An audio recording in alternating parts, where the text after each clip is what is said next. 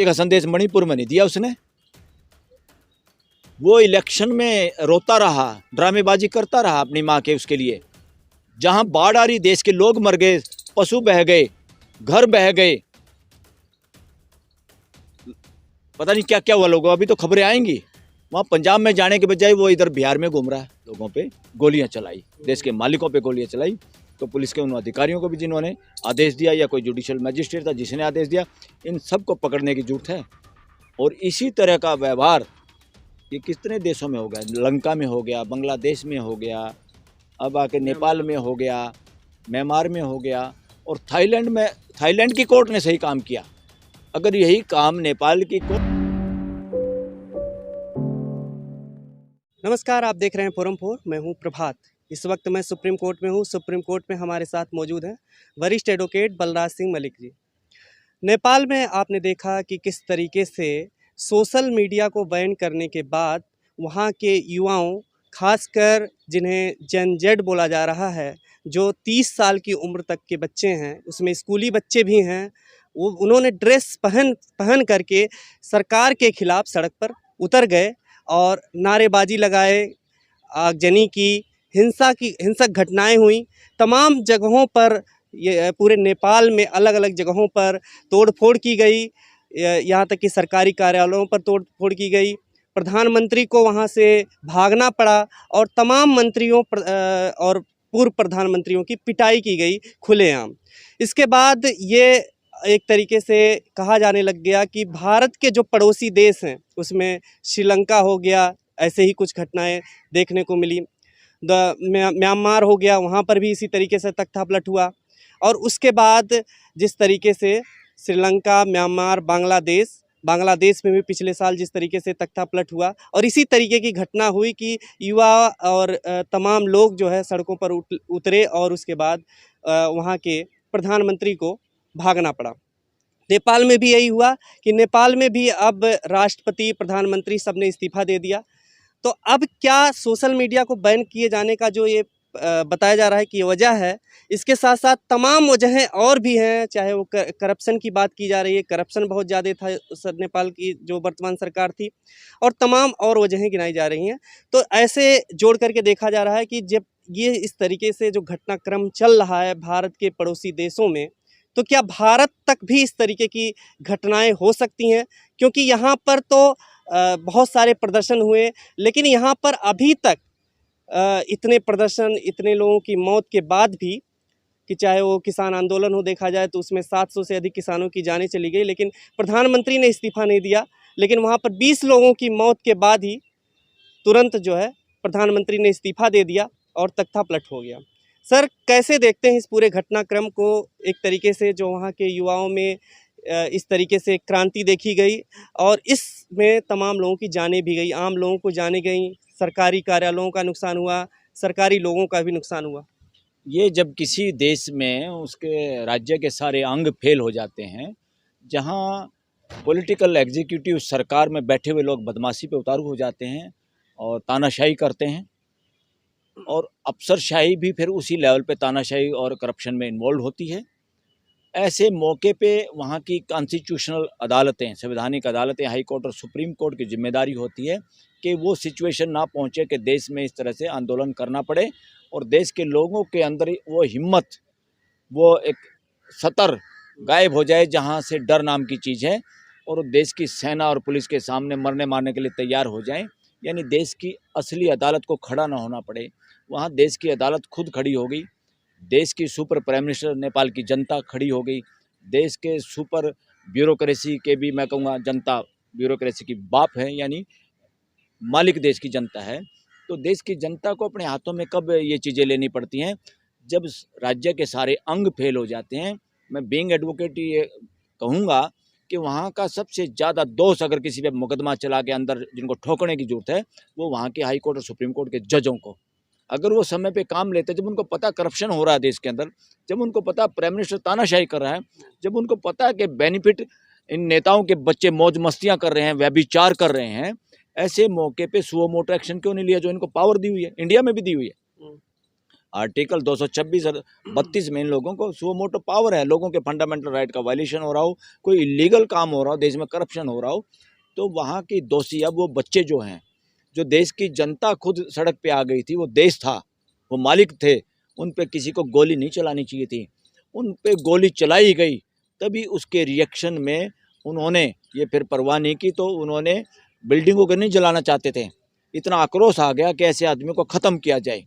मुकदमे में भी तो लोग फांसी की सज़ा देते हैं, तो जनता की अदालत ने फिर क्या है, वो आग लगा दी वहाँ पे, जहाँ प्राइम मिनिस्टर है, राष्ट्रपति है, पार्लियामेंट है। क्या करेंगे ऐसे पार्लियामेंट का, जहाँ पे नपुंसक पार्लियामेंटेरियन कब्जा कर लेते हैं, बोल नहीं पाते, जनता की आवाज़ के प्रतिनिधि बनने की बजाय, जैसे हमारे यहाँ भी लुटियन जोन है, लूट का जोन जिसको हम कहते हैं, जो राजशाही की निशानी है वो बंगले, लोकतंत्र में नहीं चल सकते भाई। लोकतंत्र में आप फ्लैटों में रहो, एक एक बंगले की सुरक्षा कितनी करनी पड़ती है, और गरीब गुरबे आम समाज के बच्चे ही वहाँ पे हथियार लेके खड़े रहते हैं इन बदमाशों की सुरक्षा में। ऐसे नेपाल में अति हो गई थी, और नेपाल के बच्चों पे, नेपाल के मालिकों पे गोली चलाई गई है, इसलिए उनको आप ये नहीं कहेंगे कि उन्होंने गलत काम कर दिया।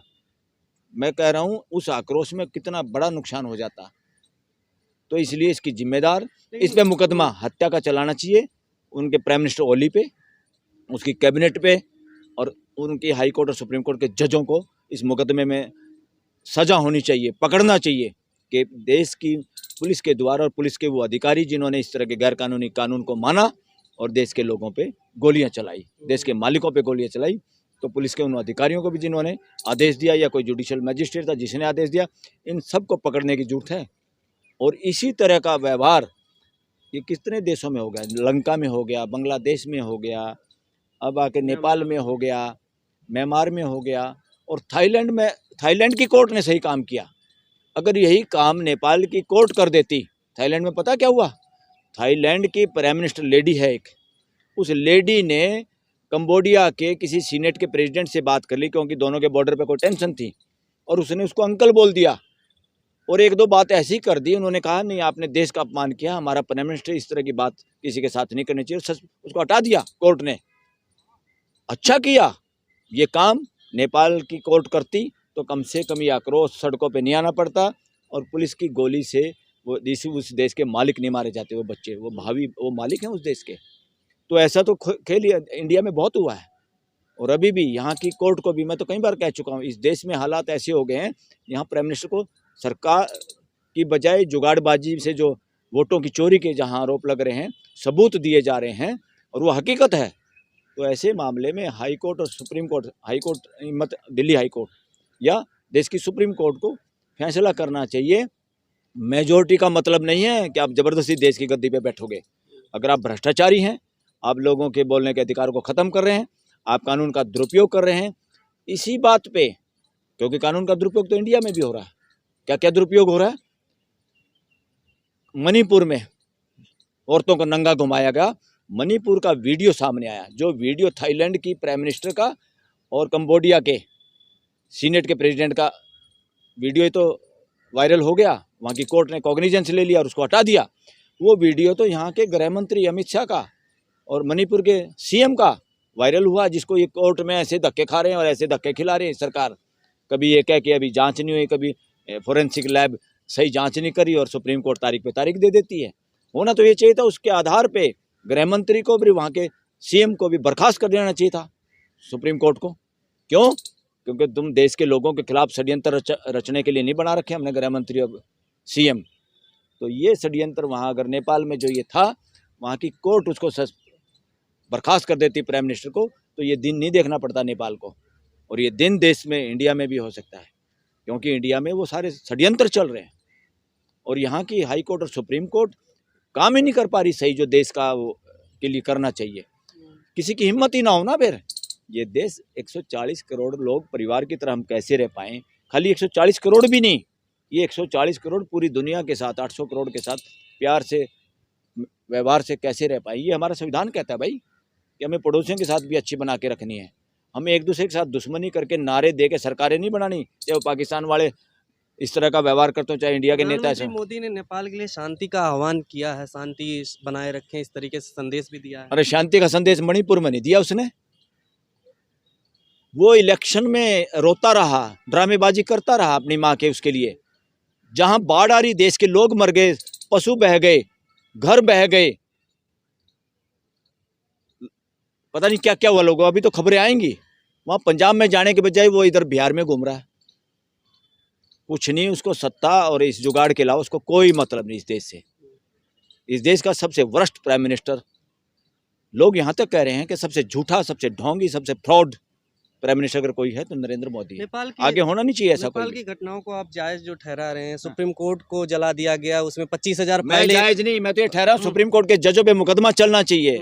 और उन्होंने जिन्होंने फायरिंग की है बच्चों पे और उनके प्राइम मिनिस्टर पे, जिन्होंने ये आदेश दिए थे वो बंद करने के जिन्होंने लिए, आदेश दिए थे उनको तो पीट पीट के मार डाला। नहीं सारे किसको मार दिया? डीएसपी को मार दिया वहाँ के। अरे एक डीएसपी पता नहीं वो बेचारा उसमें शामिल था कि नहीं था। भीड़ में फिर कई बार ऐसा हो जाता है जिनका कसूर नहीं होता वो भी मारे जाते हैं, असली चोर भाग जाते हैं। जैसे अपने यहाँ कौवेर कबूतर की कोई कहानी नहीं है। लेकिन अभी जो हाँ। सर घटनाएं हो रही हैं, जैसे कैदी को खोल दिया जा रहा है, कैदी फरार हो जा रहे हैं, सुप्रीम कोर्ट में फाइलें जल जा रही हैं, ये सब चीजें अभी सही हैं? इस तरीके की चीजों मैं ये कह रहा हूँ ये सही नहीं है, हम्म, मगर ये पता नहीं होता क्या? हम्म, ये कोर्टों को पता नहीं क्या?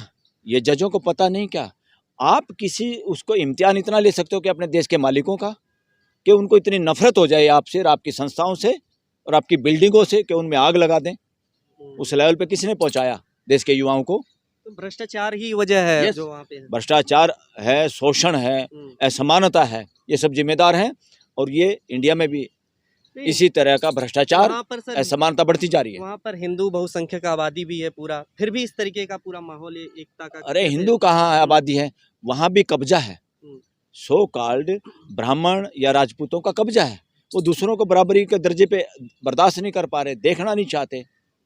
ये कारण है। हम्म, और ये वर्णवाद और मनुवाद के कारण है। नेपाल में भी, इंडिया में भी।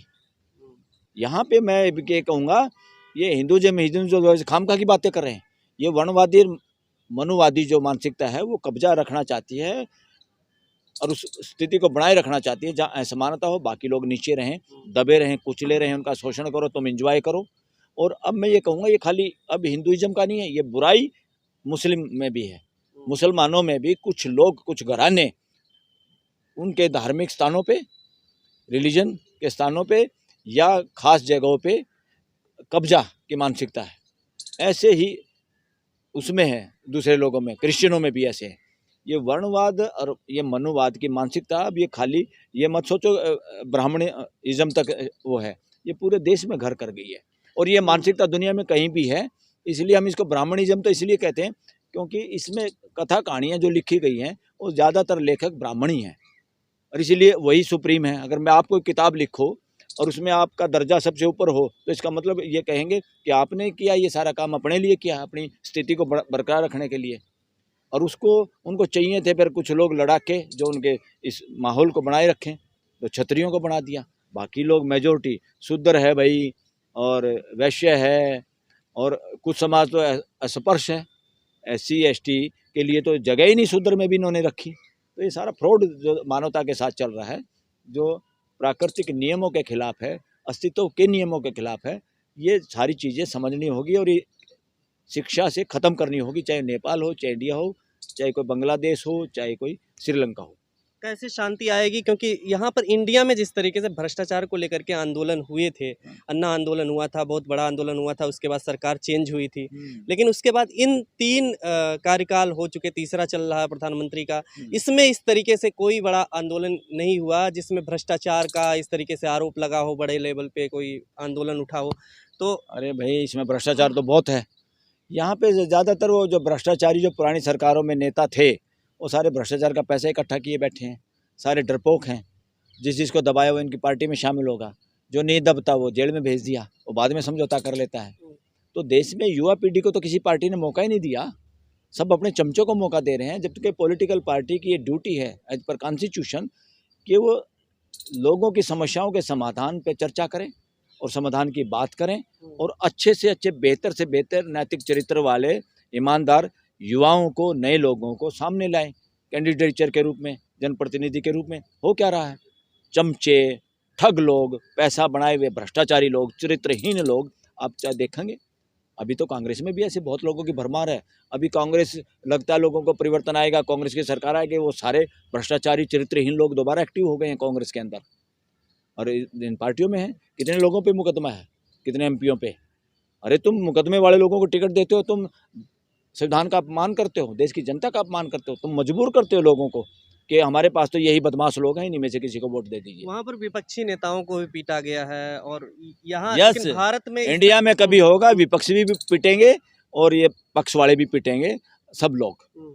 जब देश खड़ा हो जाता है, भाई देश के सामने तो क्या है, मिलिट्री की या पुलिस का कोई इंचार्ज होगा, स्टेट का गृह मंत्री या देश का गृह मंत्री या मिलिट्री की राष्ट्रपति, मगर जब देश माली की सड़क पे आ जाए तो ये सारे ठप हो जाते हैं। फिर कोई प्राइम मिनिस्टर नहीं, कोई राष्ट्रपति नहीं, कोई चीफ जस्टिस नहीं। और उस वक्त देश की जनता पे आप गोली चलाते हैं तो समझो आप मर्डर करने वाले लोग हैं, आप पे मुकदमा चलना चाहिए और आपको जेल में ठोकना चाहिए ऐसे लोगों को, चाहे वो देश का चीफ जस्टिस हो, चाहे प्राइम मिनिस्टर हो, चाहे कोई कमांडर हो या कोई पुलिस का कमिश्नर हो। क्योंकि जब देश सड़कों पे आ जाता है, देश पे गोलियां नहीं चलाई जा सकती, देश के मालिकों पे गोलियां नहीं चला जा सकती, चलानी भी नहीं चाहिए। अगर वो गोलियां नहीं चलाते तो नेपाल में आगजनी नहीं होती। लोग आए थे, उनका रोष प्रकट करते। आप बोलने नहीं दोगे लोगों को, सब कुछ बंद करोगे सोशल मीडिया, तो फिर कैसे होगा। नेपाल में राजशाही भी देखा है। अरे घर में भी झगड़ा होता है, घर में कोई भाई बोलता है, उसको बोलने अगर देते हैं तो घर का झगड़ा शांत हो जाता है। अगर आप बोलने नहीं दोगे तो घर में लठ बजते हैं। यही हुआ नेपाल के अंदर। राजशाही था इतने लंबे समय, तो उसमें भी तो भ्रष्टाचार था, सरकार में भी भ्रष्टाचार हुआ, फिर इतना बड़ा आंदोलन कैसे क्रिएट हो गया एकाएक वहाँ पे। देखो, बहुत दिनों तक लोग इंतजार करते रहते हैं, दबे रहते हैं, एक माहौल बन जाता है, कभी कभी कुछ नहीं पता चलता। जैसे नीचे भूकंप भी आ जाता है, एक माहौल बनता है। इसलिए एक माहौल की बात है, वो माहौल बन गया अचानक, वरना सरकार को पता होना चाहिए था। सरकारों को ये लगता है कि हम दबा लेंगे, लोगों को बांट के दबा लेंगे, कुछ फ्री बीज, कुछ फ्री की चीज़ें घोषणा करने से दबा लेंगे। अरे भाई, देश के लोग ये चाहते हैं ईमानदारी से मानवीय व्यवस्था स्थापित हो। संविधान का मतलब राज नहीं है, जहाँ भी डेमोक्रेसी है वहाँ राजवाज का मतलब नहीं, मगर इनके दिमाग में खुरापात है राज करने की। इंडिया में भी डेमोक्रेसी है, राज नहीं है। यहाँ रूल ऑफ लॉ भी नहीं है, ये रूल ऑफ लॉ कहना भी गलत है, सिस्टम ऑफ लॉ है। सिस्टम ऑफ लॉ के तहत एक मानवीय व्यवस्था की स्थापना और उसको और डे बाय डे सुदृढ़ करना है, ताकि 140 करोड़ लोग हम एक परिवार की तरह जी पाएँ भाई। और 140 करोड़ लोग भी पूरे दुनिया के साथ जी पाए। ये नहीं कि पाकिस्तान और इंडिया के आपस में 24 घंटे एटॉमिक हथियार एक दूसरे की तरफ ताने रहें। आप तानते हो क्या अपने घर में अपने पड़ोसी के खिलाफ? जहाँ पे ऐसा माहौल हो जाए वहाँ रह सकते हैं क्या? लोग फ्लैट बेच के भाग जाते हैं जहाँ इतनी दुश्मनी हो। तो पड़ोसियों के साथ बना के रखना हमारा संविधान कहता है। तो हमारे पड़ोस में सारी गड़बड़ हो रही है। ये गड़बड़ क्यों हो रही है? वो माहौल, इस तरह की गड़बड़, कोई भी सत्ता में आने का मतलब है कॉन्स्टिट्यूशन के हिसाब से भाईचारे के आधार पे, देश में एक मानवीय व्यवस्था के आधार पे देश को चलाना, अच्छी व्यवस्था बनाना। अब कितनी व्यवस्था है दिल्ली में, हम देखते हैं तो थोड़ी बहुत सड़कें ठीक हैं। देश के गांव में कहीं जाएंगे तो सड़कें नहीं मिलेंगी या टूटी हुई मिलेंगी। यहाँ पे लुटियन जोन में, वीआईपी जोन में देखेंगे तो फुट ओवर ब्रिज भी बने हुए हैं, लिफ्ट भी लगी हुई है। इसी दिल्ली के बाहर एरिया में जाएंगे, फुट ओवर ब्रिज नहीं है, लिफ्ट का तो मतलब ही क्या है। इससे अपने आप पता चलता है कि हम इंसानों को ही अलग अलग मान रहे हैं अभी तक। ये वीआईपी कल्चर राजशाही में होता है, तानाशाही में होता है। लोकतंत्र में कोई वीआईपी नहीं होता, ना हो सकता, ना होना चाहिए। सर फिर कैसे नेपाल में अब शांति की स्थापना होगी, क्योंकि अब क्या लग रहा है इसके नेपाल तख्ता पलट के बाद अब नई सरकार जो बनेगी वो सही। नेचुरली जिनसे लोगों को नफरत थी वो भाग गए, कोई भाग गया, कोई इस्तीफे दे दिए। अब मिलिट्री ने टेक ओवर किया है। एक ईमानदारी से वहाँ पे इलेक्शन हो, जब तक कोई इंटरिम गवर्नमेंट चले, और जो भी आए सामने वो ईमानदारी से देश के सिस्टम को चलाए। बस देश के लोग तो यही तो चाहते हैं। देश के लोग ये नहीं चाहते, उसको नफरत नहीं है किसी प्राइम मिनिस्टर से, किसी और से, किसी इंडिविजुअल आदमी से। देश को तो नफरत जब है जब देश के लोग देखते हैं कि एमएलए, एमपी या कोई सीएम, पीएम इस तरह से व्यवहार करा जैसे कोई राजा हो, लोग उससे मिल नहीं सकते, सुरक्षा के बीच में इतने बंदोबस्त हो गए। अरे भाई, ईमानदारी से काम करोगे, आपको काहे का खतरा है? अब आपने कर लिया तो सारी उम्र की ठेकेदारी थोड़ा है। अब बाई हुक और क्रुक सत्ता में बने रहने की कोशिश तो तानाशाही और राजशाही है। डेमोक्रेसी में ऐसा नहीं है। सारी पॉलिटिकल पार्टी की ड्यूटी है अच्छे से अच्छे कैंडिडेट सामने लाएं, युवाओं को मौके दें। कहाँ मिल रहा है मौका? चमचों को मौके मिल रहे सभी पॉलिटिकल पार्टी में, देश के युवाओं को। और यहाँ भी अब इवन कोर्ट की बात देख लें, हाई कोर्ट और सुप्रीम कोर्ट की। हाई कोर्ट और सुप्रीम कोर्ट जिम्मेदार हैं जितने देश में धरने प्रदर्शन होते हैं। अगर वो कार्रवाई पहले कर दे तो देश के लोगों को सड़कों पे आने की जरूरत नहीं होती। तो इंडिया में भी जो धरने प्रदर्शन या लोगों की आवाज़ बंद करने का जो प्रोविज़न है, उस पर एक्टिव होना चाहिए हाई कोर्ट सुप्रीम कोर्ट को कि इस तरह का कोई पाबंदी ना लगाई जाए। और जब भी सरकार उल्टा पुल्टा काम करे या पार्लियामेंट कुछ उल्टा पुल्टा काम करे, इमीडिएट सो मोटो एक्शन लेना चाहिए। खबरों में बने रहने के लिए फोरम 4 को सब्सक्राइब करें और नोटिफिकेशन पाने के लिए बेल आइकन दबाएं।